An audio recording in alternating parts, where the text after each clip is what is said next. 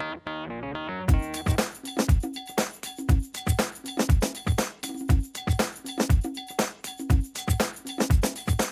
everybody and welcome to another edition of Fulton Community Focus. I'm Darren Wernick. Today joining me is Officer Billy Camp from the Fulton Police Department. Billy, thanks for joining us. No problem. Behind us we have the typical police cruisers. We have two different kinds. We have an old Crown Vic and then the newer model. Billy, if you could, tell us some of the differences with the new police vehicles. The new vehicles are a lot more roomy. They're all-wheel drive, so they handle better, especially in snow and ice.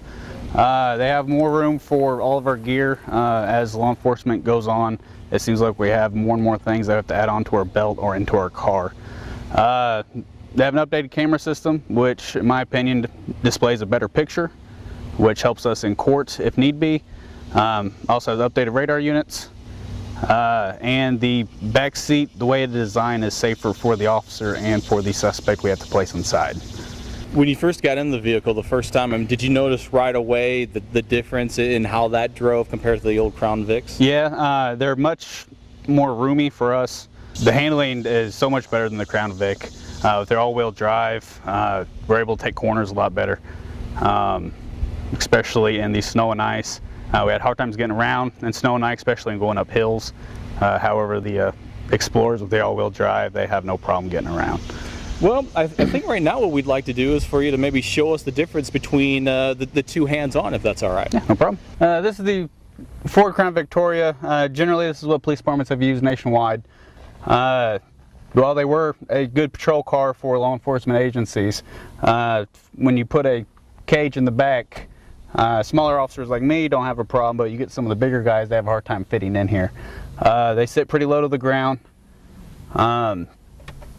The camera system in this particular car, they're starting to become outdated, and we also have the older model Stalker radar unit, which is effective, but the newer ones we have make things a little bit easier for us. And as you can see with the computer terminal we have here, once again, for me it's not too bad, but some of our bigger officers have a harder time squeezing into the narrow quarters we have. This is the back seat of the Crown Victoria. As you can see, there's not a whole lot of leg space for the suspects we have to place back here. Also, they have suspects have a tendency to try to hide narcotics or weapons, if they still have them on them, down in the seats. As you can tell, we've had to unbolt the seat, and we routinely check back here to make sure there are no weapons or hidden narcotics or anything a suspect may try to hide on us. This is the new Ford Explorer. It's what we're slowly switching our fleet to. As you can tell, there's a lot more room for the officer in the front.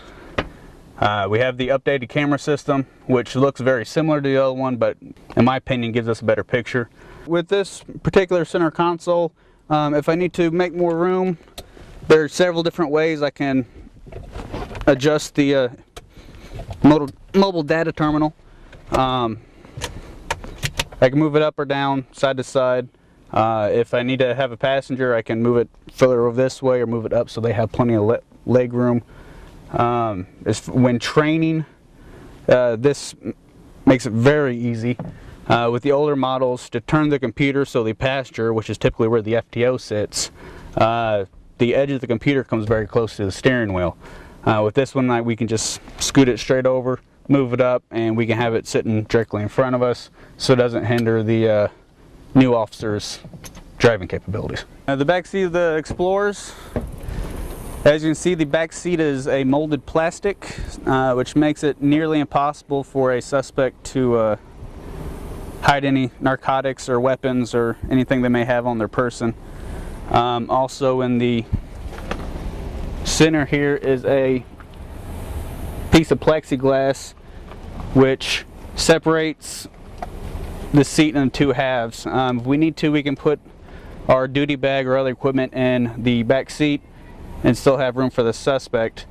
And it also limits the suspect's mobility and their ability to lay down and kick the door of the patrol car, try to kick out a window, or kick the officer when they open the back seat to get the suspect out.